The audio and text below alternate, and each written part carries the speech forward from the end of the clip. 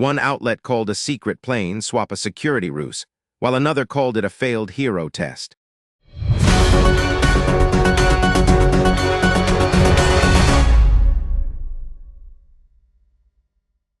This is Parallax Newsroom. MSNBC framed a decoy plane swap as a failed hero test, while AP called it an elaborate ruse. Donald Trump secretly switched planes during a Turkey trip over a reported missile threat. MSNBC framed the move as a personal failing, invoking a Hollywood hero test, while the Associated Press described an elaborate ruse driven by an Iran threat, and The Hill quoted Trump deferring to the Secret Service and military. The read, MSNBC framing pivots entirely from the verified surface-to-air missile intelligence to a personality critique, using the phrase Hollywood hero test to cast the plane swap as political theater rather than a standard security protocol. The Associated Press centers the operational details, naming Iran as the threat actor and describing the deception as elaborate, which anchors the story in the geopolitical context MSNBC entirely omitted. The Hill restricts its scope to the president's own words, deferring agency to the military. What is verifiable is that a threat necessitated a decoy flight. What is spin is the suggestion that the security protocol itself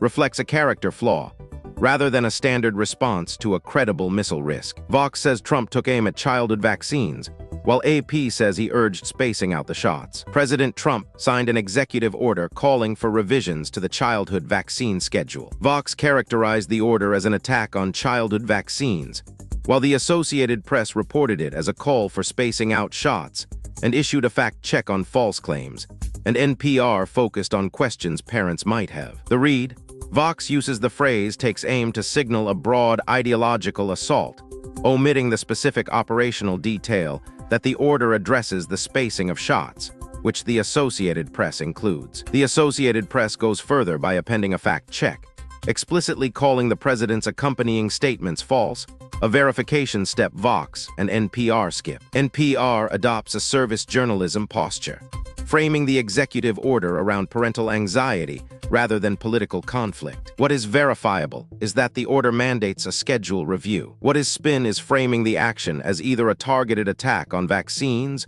or a benign public health update, when the text specifically targets the timing of administration. Vox highlighted Abdul El-Sayed as a win for Muslim voters, while the Washington Times flagged his opposition to fireworks and football. Abdul El-Sayed won the Democratic primary for governor in Michigan. Vox framed his victory as a milestone for Muslim voters, while the Washington Times highlighted his history of criticizing fireworks, football, and firearms, and the Dispatch argued Democrats threw away an electoral advantage. The read, Vox elevates El-Sayed's identity, framing his win as a demographic and ideological victory that signals a shift in the electorate, while omitting any assessment of his general election viability. The Washington Times constructs a profile of personal eccentricity, listing cultural criticisms to question his mainstream appeal, while the Dispatch focuses purely on electoral math, arguing the party sacrificed a pragmatic advantage. What is verifiable is that El-Sayed won the primary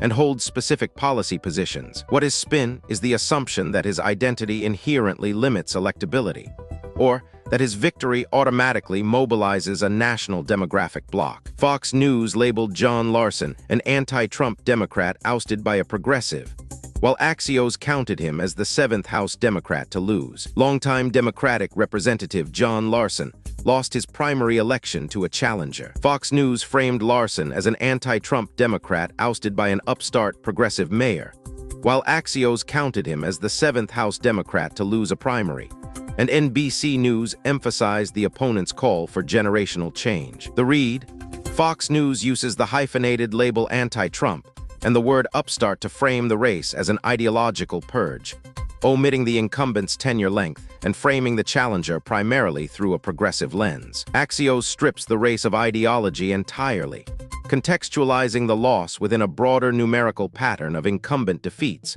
using the number 7 to suggest a systemic trend. NBC News splits the difference, using the phrase generational change to explain the outcome without assigning an ideological valence. What is verifiable is that Larson lost, and his challenger is a mayor. What is spin is framing the result as either a progressive uprising or a generic anti-incumbent wave. Across all 4 stories, Outlets consistently swap verifiable operational details for identity-driven personality labels to guide the viewer's emotional response. Subscribe for the framing gap.